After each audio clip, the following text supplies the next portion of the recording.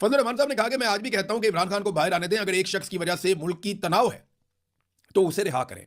मुझे कहा जाता है कि आप तो इमरान खान के खिलाफ थे, अब उसकी रिहाई के मुतालबात कर रहे हैं। मैं कहता हूं कि मुखालिफ जेल में हाथ पांव बांध कर पड़ा हुआ है, तो मैं इसके खिलाफ कैसे बात करूं। फजल रहमान साहब ने यह अच्छी बात की है, बड़ी बात की है।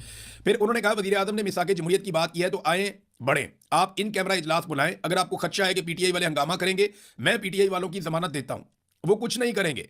मौलाना फजल रहमान ने कौमी असम्बली में यह दावा भी किया कि पीटीआई वालों की जमानत मैं देता हूं, आप इन कैमरा इजलास बुलाएं और बैठे कोई मसले का हल निकालें। अपोजिशन की तकरीरें ब्लैकआउट की जा रही है, भी उन्होंने शिकवा किया।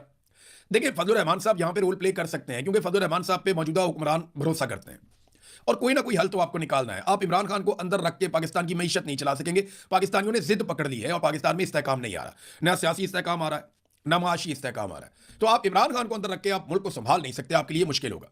तो उन्हें बाहर लाना पड़ेगा। तो बाहर लाने के लिए कोई तरीकाकार करना पड़ेगा ना, कोई मुज़ाकरात करने पड़ेंगे, कोई बातचीत करनी पड़ेगी, क्योंकि कानूनी नुक्ता नजर से तो इमरान खान जेल में है ही नहीं।